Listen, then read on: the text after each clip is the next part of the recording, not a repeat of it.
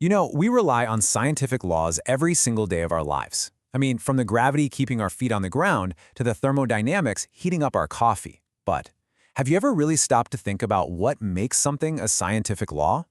Well, today, we're going to dig into a really surprising truth about how certain we can actually be about them. So, here's the big question for today. Think about it for a second. We totally take something like gravity for granted, right?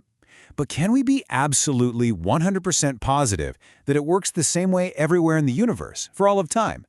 It seems like a pretty simple question, but the answer, well, the answer reveals the very engine that drives all of science forward. Okay, so to get to the heart of this puzzle, we have to understand that the word universal can actually mean two totally different things in science. And this distinction, this is the key that's going to unlock this whole thing for us. All right, let's start with the more straightforward type of universal statement. I want you to imagine a really simple, contained situation, a claim about a very specific bunch of things that exist right here, right now.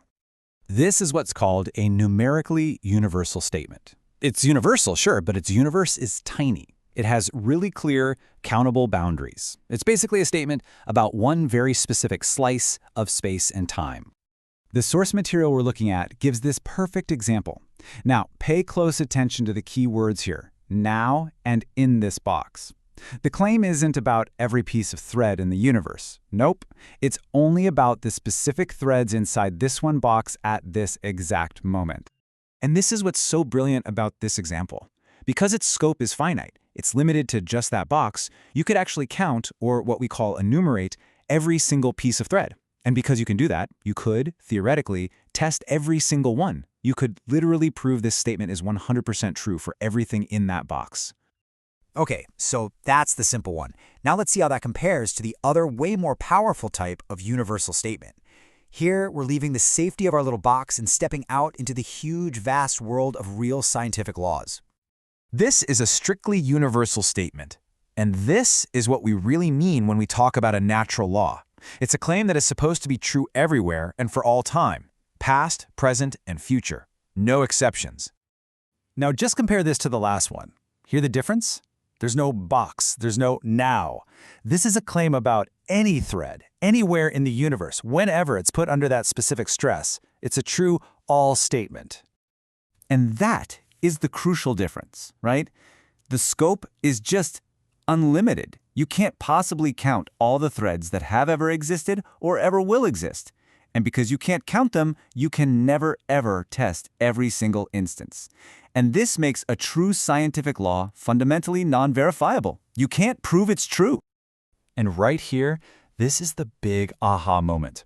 If we can't actually verify these laws, how in the world do we build our entire civilization around them? This is where the true logic of science just snaps into focus. I mean, that's the paradox, isn't it? We just said that the very thing that makes a law so powerful, its claim to be true everywhere for all time, is exactly what makes it impossible to prove. So, what makes it science? Okay, so let's just put these two ideas side by side so it's super clear.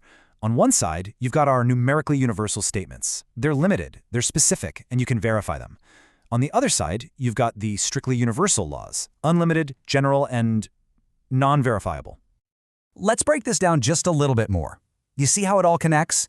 A law's scope is unlimited, which means you just can't break it down into a finite list of things to check off.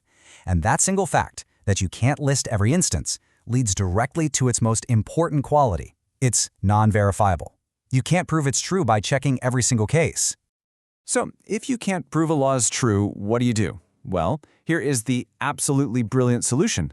Science demands something else. You have to be able to prove it's false. A real scientific theory has to stick its neck out.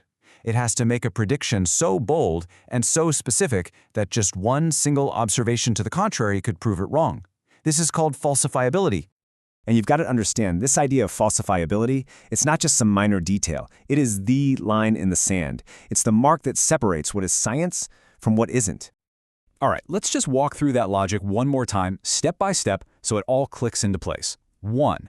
Real scientific laws are strictly universal. They apply everywhere, always. 2. Because of that, we can never, ever test every possible case to verify them. 3. Therefore, the real test of a scientific law isn't trying to prove it right. 4, it's trying your absolute hardest to prove it wrong, to find just one time where it fails. And this, right here, is the really profound takeaway. The fact that our scientific laws could, in theory, be overthrown, that's not a weakness. It's not a bug, it's a feature. In fact, it's science's greatest strength. It's what keeps science honest, and it's what drives progress. Science moves forward by constantly challenging its best ideas, always ready to throw them out the second a better one comes along. So I'll leave you with this to chew on.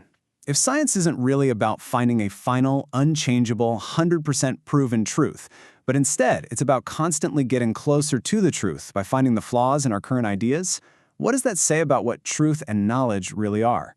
It kind of suggests that scientific truth isn't a destination we'll ever arrive at, but a horizon we're always getting closer to.